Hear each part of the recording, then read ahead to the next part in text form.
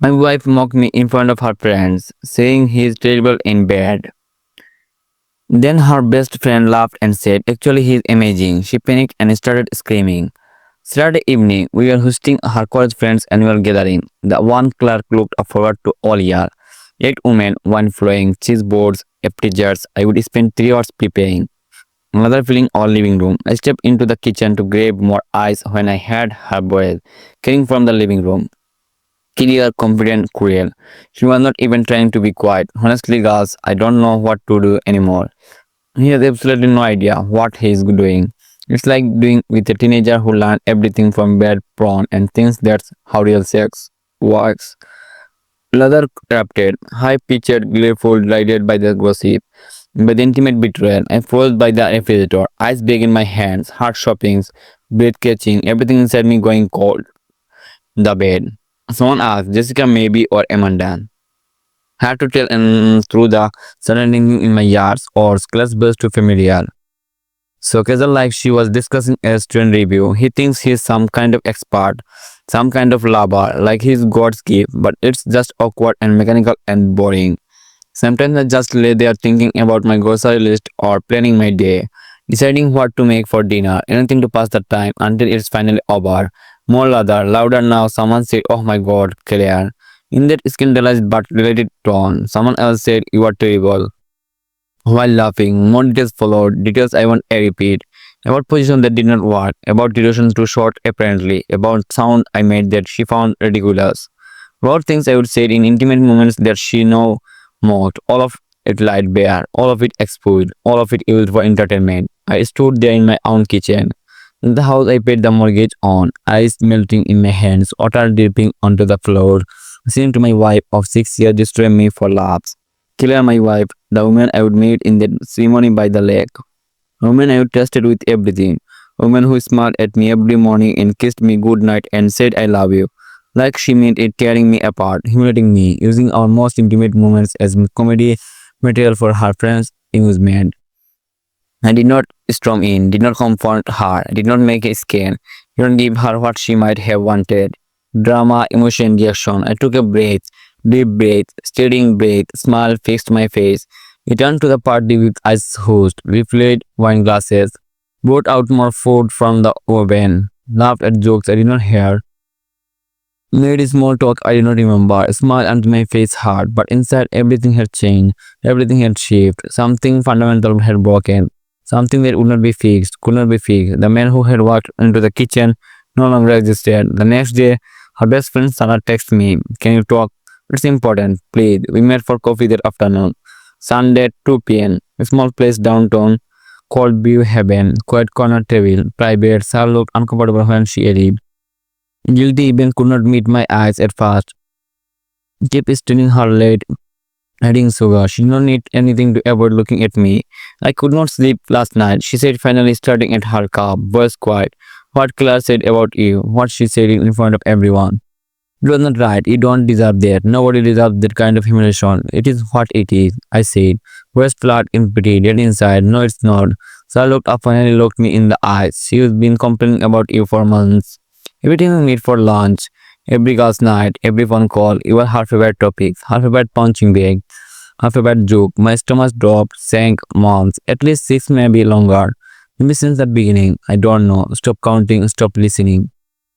Really, she paused, bit her lip, but Marcus, I don't think you are the problem. I think she is the problem in this marriage. Why are you telling me this?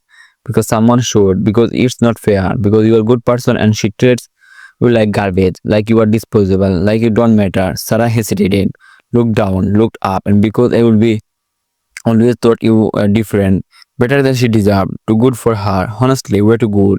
Something in her tone made me look up, really look at her, see her differently. See her as more than just clear friends. As someone separate, someone who saw me, I know.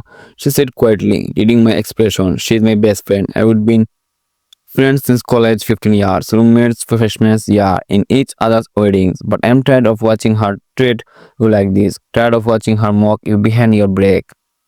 Tired of pretending it's okay. Tired of being complicated. We talked for 2 hours about everything, about class constant complaints, about her endless criticism of me to her friends. About how she made me the brilliant in every day, the incompetent husband, the disappointing partner, the joke in every included about how Sarah and Rose thought I seemed kind, thoughtful, patient, attentive about how she would always wonder why Claire could not see it, could not appreciate it, could not value it, about how she thought Claire was sabotaging her own marriage, pushing away something good because she did not know how to appreciate it. When I got home that evening around 5, Claire was on the couch scrolling her phone, didn't look up. Where were you? Coffee with a friend. She did not ask who run, did not care. Just made a non-committal sound and went back to her phone. Back to Instagram. Back to whatever was more interesting than her husband.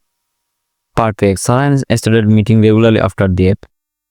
Coffee twice a week.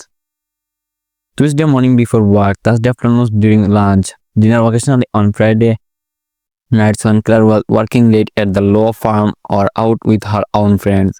Nothing physical, nothing inappropriate, not yet, just conversation, attention, respect, interest, someone actually listening when I spoke. Someone asking about my day and actually caring about the answer. Someone who laughed at my jokes and remembered things I would told her and asked follow-up questions. Things Claire had stopped giving me years ago. Maybe things she never giving me at all. Maybe things I would stop being for without realizing it. But I made sure Claire noticed the change in me. Made sure she saw them. The increased texting on my phone. The smile when I got a message. The phone calls I took into another room. In the garage, in the backward, the beige nonsense about where I would been, out meeting someone, just around. The now colleague Sarah had mentioned smelling good, something different from what I would own for years. The haircut Sarah had suggested would suit my face better, shorter on the sides. The new confidence that came from being appreciated, from being valued, from being seen 2 weeks in. Clay started asking questions. You seem different lately.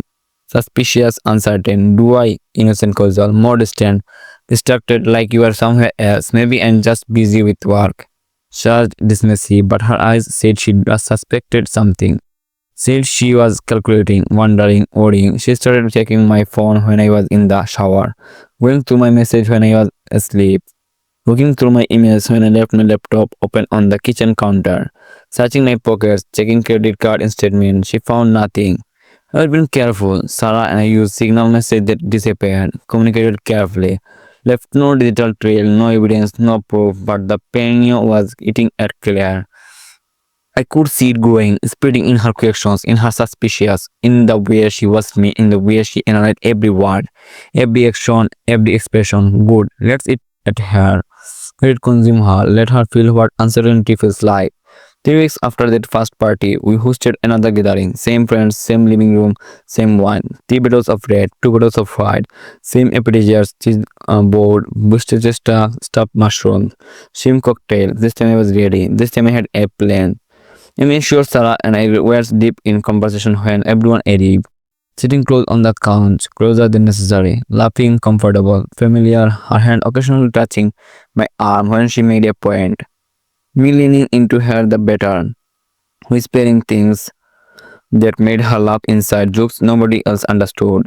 Claire kept glancing over from across the room where she was pouring wine, her jaw tight, her smile full, her wine glass refilling faster than usual. Her laugh too loud, too forced, too displayed during dinner.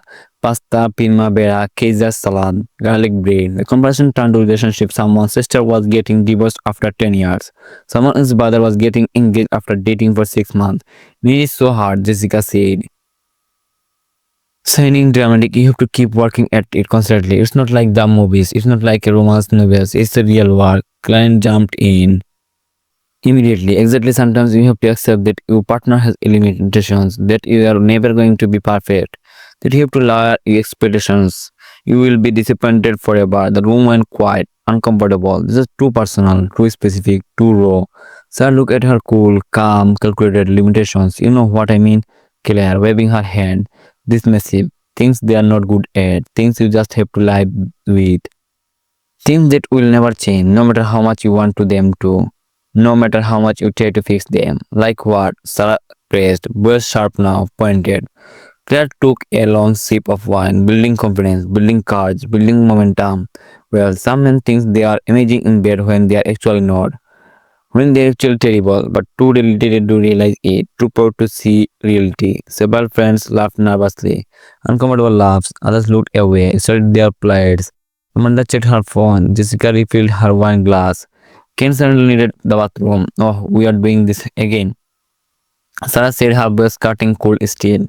Claire smiled, emboldened now, encouraged by the attention, by the audience, and just being honest. Some husbands need reality checks about their performance, about their abilities, about how they are actually perceived by their partners, about what their wives really think. I stayed silent, watching, waiting, playing my role.